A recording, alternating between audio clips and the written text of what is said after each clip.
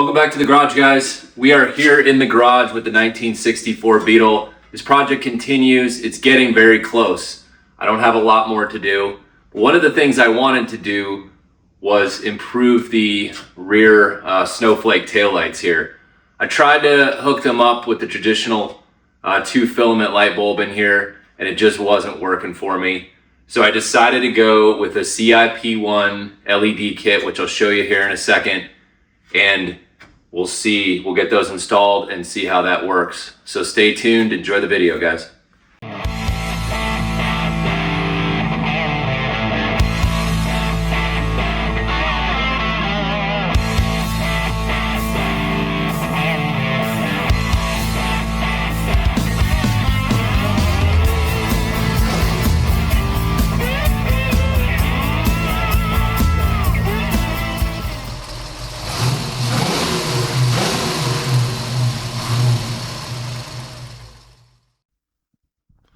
So this car, originally being a 1964, had the larger taillight housing on the back, which I'll show you in a second.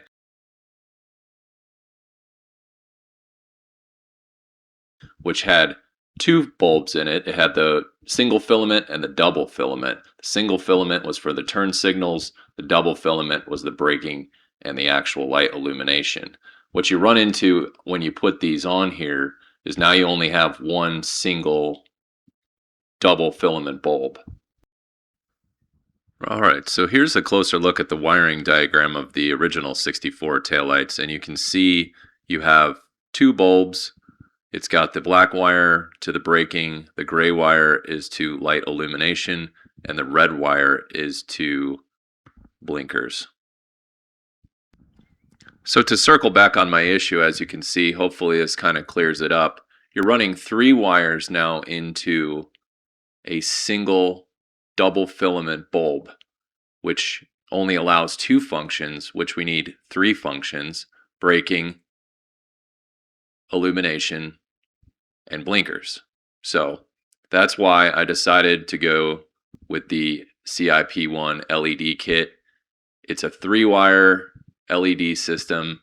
It supports either 6 volts or 12 volts, and it plugs directly into this 64 wiring harness with the 3-wire setup. So now I'll get all 3 functions out of these Snowflake taillights without changing any of the exterior appearance. So you'll see exactly how they work here in a second. Let's go ahead and get started. We'll disassemble these. We'll take them off the car, disassemble the taillights, and I'll show you the new CIP1 LED system. Alright, so here's the box they come in from CIP1. Pretty simple. There's not a lot to them. We'll go ahead and get this opened up for you.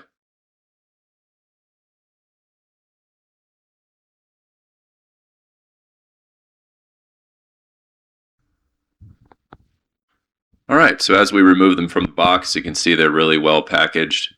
It's pretty simple little circuit board. And it has the wiring harness on it that has the exact same wires coming out of the car. So it's got the gray, the red, and the black. So it's a direct plug and play.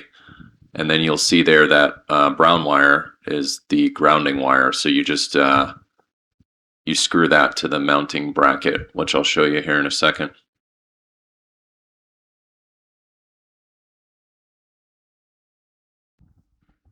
Now I'm back out in the garage removing the taillights from the car. There's 2 8mm nuts that hold the housing on that are connected to the bracket that run through the fender. Alright, now you can see the wires coming from the wiring harness on the car, the black, gray, and red. You can see I had the black and gray wires hooked to the double filament single bulb in the Snowflake taillights, but nowhere for the blinker wire to go. So now I remove the taillight housing and we'll bring it inside for disassembly. Pretty straightforward taking these things apart. This is the 1 Phillips screw that holds the mounting bracket to the taillight housing itself. So we'll unscrew that. We'll go ahead and remove our rubber piece here.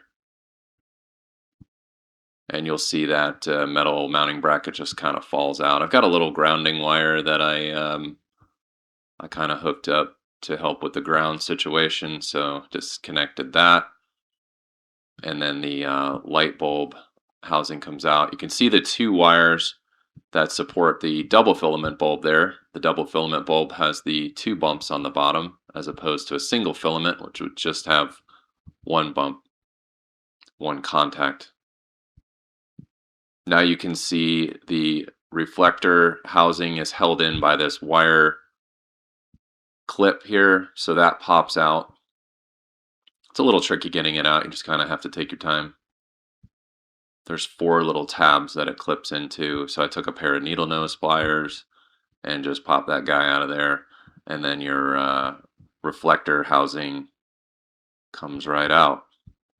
Now you can see there's the light housing. You've got your outer lens that you need to remove from the reflector housing. There's 4 little tabs that hold that on there, that hold that lens into that reflector housing. You have to be really careful. That's some strong metal. You'd think you'd be able to bend those tabs over easily, but they're really hard to bend, and it's probably never been removed. So be very careful, because those lenses are delicate and you can crack them. So kind of gently pry them up with a screwdriver, and then take a pair of needle nose pliers and bend them up. So now the outer lens pops out of the reflector housing, and you can see there's an inner lens there that, as I was pushing on the lens, I ended up cracking, but I got it fixed. I got it repaired seamlessly. The piece just kind of popped back in there.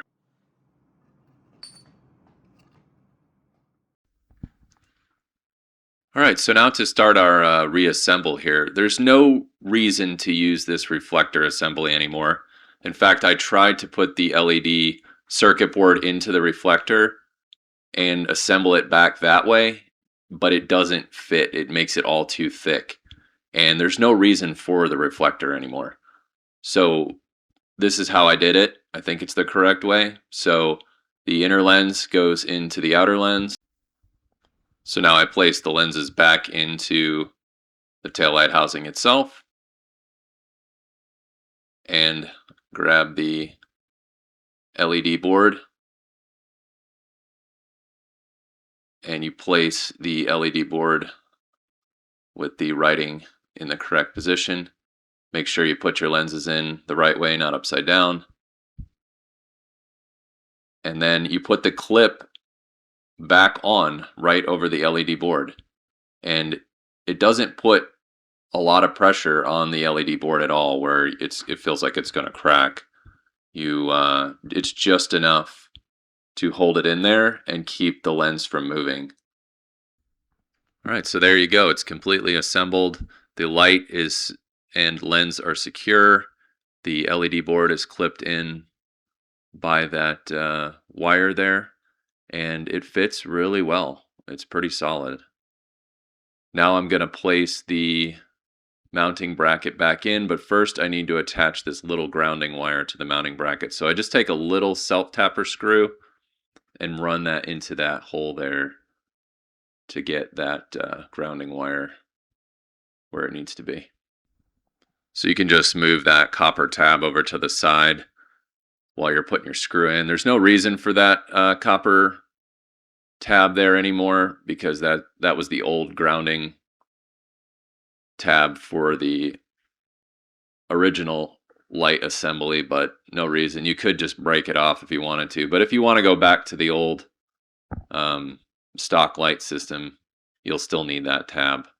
So I just kind of moved mine over to the side. Just make sure it's not touching your circuit board. All right, so at this point, we're putting the mounting bracket back into the housing after we assembled the entire housing and hooked up our ground wire. It's just that one Phillips screw that goes back into the top, and you just kind of loosely tighten this while it's out of the car. Once you get it onto the car, you can tighten up that screw more.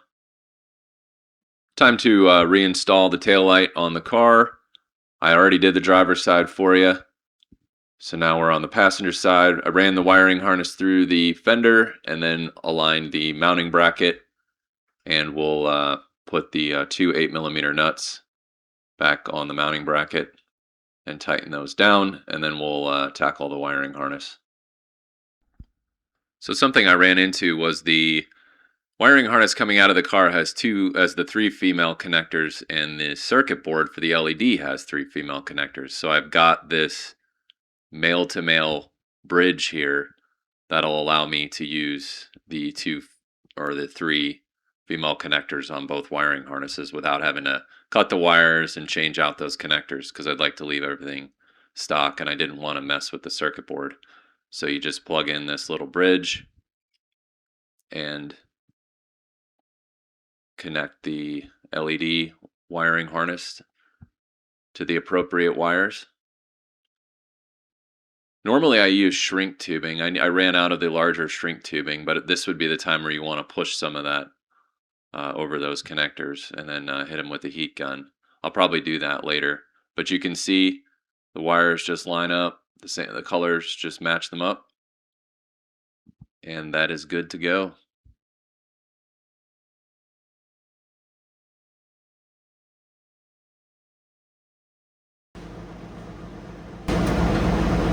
Lights on, left, right, brake, brake, lights off, left, right, brake, brake, on, off. Now that we've finished up the taillights, I wanted to show you real quick. I didn't make a video on this, but I've got the front windshield installed with the American style seals and the chrome or aluminum strip in there. This was not easy to do. Herbie over here, I did just the cowl look for the front and rear windows, and that was a lot easier. But when you have to put this seal on and tuck this strip in, it's pretty difficult. It was probably one of the more challenging things I've done on this car so far. I didn't make a video on it because I'm not that good at it, but there's some videos out there on how to do it properly. Now back to the taillights. Well, there you go, guys. The kit was really easy to install. It works really well, as you can see. So yeah, super easy, and probably one of the least expensive LED kits on the market from what I've seen. I'll post a link in the description for this kit from CIP1. If you enjoyed this video, please share, like, and subscribe. I appreciate it. Come back for more on this car. I need to start working on the headliner. Got to get the headliner in, and then we'll do the rest of the windows. And that should be most of what needs to be done. And this car will be finished. And then I need to get some kind of other Volkswagen project. We'll see. I'd like to do a bus next. We'll see. So come back for the next video, guys. Thanks.